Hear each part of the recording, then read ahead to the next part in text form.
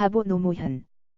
이 책은 한없이 충직하고 바보스럽게 자신이 가고자 한 길을 걸어간 정치인이자 이웃인 노무현을 회고하는 책이다.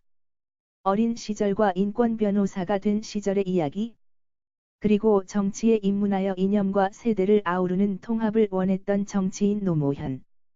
마지막으로 퇴임 후 다시 우리의 이웃으로 살다간 그의 이야기.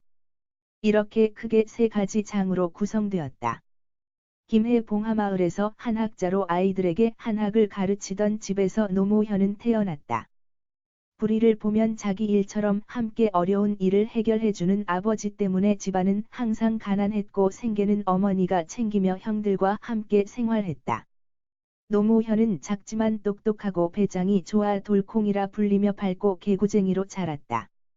초등학교에서 학생회장을 할 만큼 배짱과 자신감이 있던 무현은 중학교 졸업 후 학업을 그만두고 검정고시를 치고 사법고시를 보고 싶었으나 법대를 나온 근영의 권유로 국립이었던 부산상고에 진학하여 3년 장학금으로 학교를 무사히 마칠 수 있었다. 고등학교를 졸업한 무현은 잠시 삼해공업이라는 조그만 어망회사에 취직하지만 너무나 낮은 월급으로 곧 그만두고 근영이 공부하던 사법고시를 볼 생각으로 고향집 기슭에 구슬을 갈고 닦는 집이라는 의미로 마옥당이란 토담집을 짓고 월급으로 받은 6,000원으로 산 사법고시 책들을 들고 들어가 공부를 시작한다. 당시 사법고시는 대학교 2학년 이상부터 시험을 치를 자격이 주어지므로 고졸인 무현은 그 자격을 얻기 위해 사법 및 행정요원 예비 시험을 통과해야 했다. 그는 돈이 떨어지면 막노동으로 약간의 돈을 벌어가며 안 하던 일이라 다치는 일이 비제했다. 그렇게 힘들게 공부를 이어가는 무현은 같은 동네의 동생인 권양숙과 연애를 시작하게 된다. 그리고 2년여의 연애 끝인 1973년 둘은 결혼을 했다. 그리고 무현은 계속 사법고시 준비를 이어가며 결국 공부를 시작한 지 9년 만에 사법고시에 합격하게 된다.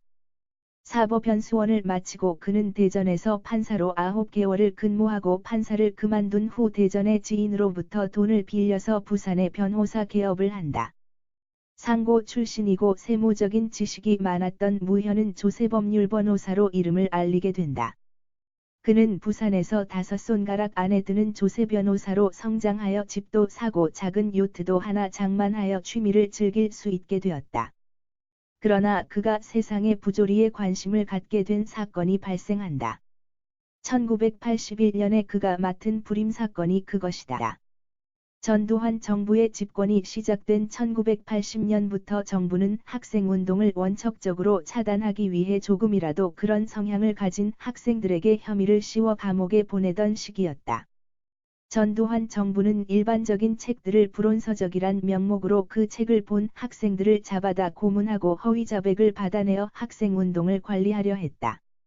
불임사건은 부산의 항림사건이란 별명으로 불임사건이라 불리게 되었는데 항림사건이란 1981년 군사 쿠데타로 실권을 장악한 전두환 등 신군 부세력이 학생운동단체 중 반국가단체를 처벌한 사건으로 당시 전민학년이라는 대학생 단체가 첫 모임을 가진 대학로의 항림다방에서 유래한 말로 경찰이 이태복 전 보건복지부 장관 등 24명이 전민학년과 전민노련을 결성한 혐의로 강제 연행되었고 불법 구금과 변호인 및 가족의 접견 차단, 물고문과 전기고문, 여성 피의자에 대한 강간 위협 등의 가혹행위로 자백을 받아내는 등의 불법적으로 일반인과 학생을 반국가 행위자로 만든 사건이다. 그리고 부산에서도 전두환의 5공화국은 이와 같은 일들을 자행했는데 1981년 9월 부산지검 공안 책임자인 최병국 검사의 지휘 하에 부산 지역의 양서협동조합을 통하여 사회과학 독서 모임을 하던 학생 교사 회사원 등을 영장 없이 체포한 뒤 짧게는 20일에서 길게는 63일 동안 불법으로 감금하며 구타 및 고문을 가하고 그들로부터 국가전복을 괴했다는 자백을 받아내려는 사건이었다. 6달 동안 진행된 재판에서 결국 무현이 변호하던 대학생들은 5년에서 7년의 중형을 선고받게 되고 이 일로 인해 무현은 민주화투쟁과 사회운동에 적극적으로 동참하게 된다. 6월 항쟁을 겪고 9월에는 대우조선 파업이 일어나고 그 파업에서 거리 시위에 참가했던 대우조선의 이석규 씨가 경찰이 쏜 최루탄을 맞고 사망한 사건이 일어나자 무현은 노조의 편에 서서 법률적 자문을 해주다 결국 구속되는 일이 발생한다. 그런데 그를 위해 변호를 맡겠다고 나선 변호가사 99명이나 되었고 결국 그는 교도소에서 나올 수 있었다. 무현의 이런 소문을 듣고 당시 통일민주당의 김영상 총재로부터 공천 제안이 들어오고 그는 국회의원에 출마하여 1988년 13대 국회의원이 되며 정치에 입문한다. 국회의원이 돼 무현이 전국적인 스타가 된 사건은 11월에 시작된 전두환 정권의 비리를 파헤치는 청문회였다. 이 청문회에서 날카로운 질문과 통쾌한 언변으로 전 국민으로부터 큰 사랑을 받게 된다. 1990년 여당인 민주정의당과 야당인 김영삼의 통일민주당, 김종필의 신민주공화당이 3당 합당하고 민주자유당을 창당한다. 이 사건으로 정부를 견제하던 야당이 순식간에 여당이 되어버려 정부를 견제할 힘을 잃게 된다. 무현은 곧 신민당 총재인 김대중과 연합하여 통일민주당을 출범시킨다. 민주당을 지키며 그는 김영상의 영향권 아래에 있던 부산시장에 출마하지만 2번의 패배를 맛본다. 그리고 1998년에 종로구 의원에 도전하여 낙방하지만 당시 선출된 이명박 의원이 부정선거로 탈락하자 그는 다시 국회의원이 된다. 그리고 2000년에 다시 부산에 출마했다가 한나라당 소속의 의원에게 패배한다. 우직하게 자신의 당을 지키며 부산에서만 3번의 패배를 맛본 그를 사람들은 바보라고 부르며 그의 우직함을 칭찬하며 2000년에 노무현을 사랑하는 사람들의 모임이 탄생한다. 지역 감정이 존재하는 작은 나라의 정치인인 노무현은 링컨을 존경했다.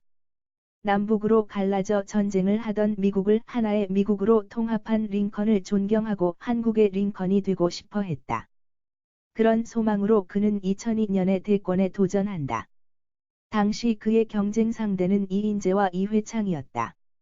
2002년 12월 19일 선거 결과 그는 대한민국의 17대 대통령에 당선되고 2003년 국민참여정부가 출범한다.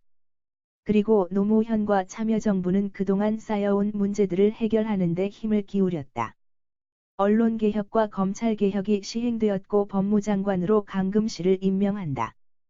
그리고 당시 여론을 조작하고 보수 기득권 세력을 옹호하는 글로 국민들의 눈과 귀를 막아온 언론사들의 개혁을 감행한다. 그의 개혁 정책은 한나라당이 제기한 노무현의 선거자금 비리의 역공을 맞고 그의 지지율이 10%대로 떨어지자 그는 대통령 재신임의 승부수를 던진다. 그에게 연이은 시련이 찾아오는데 그는 2003년에 열린우리당을 창당하자 민주당과 한나라당에서 제동을 걸고 대통령 탄핵소추안을 제출한다. 이로써 그의 대통령 직무가 정지되었으나 이때 대통령을 지지하는 시민들은 촛불을 들고 거리로 나왔다. 이렇게 어려운 시기를 견디며 노무현의 참여정부는 임기 5년 동안 목표하던 바를 차근차근 진행하며 그는 퇴임을 맞이한다.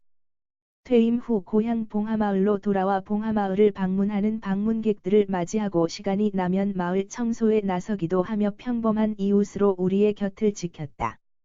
그러다 퇴임 후 1년 정도가 지난 즈음에 노무현의 측근들의 비리 혐의가 불거진다. 이 일로 청빈을 내세우던 노무현은 결국 안타까운 결정을 내리고 그는 그렇게 우리의 곁을 떠나고 말았다. 이 책을 보면서 다시 우리나라에 이러한 대통령이 또 나올 수 있을까 생각해보며 너무 빨리 우리의 곁을 떠난 그를 응원하지 못한 미련에 그와 평생 정치적 뜻을 함께한 문재인 대통령으로부터 노무현 전 대통령을 느낀다. 대통령의 권위를 버리고 편한 이웃집 아저씨같이 힘없는 국민들을 위해 국정을 운영했던 노무현 대통령을 진심으로 그리워하게 되는 이야기이다.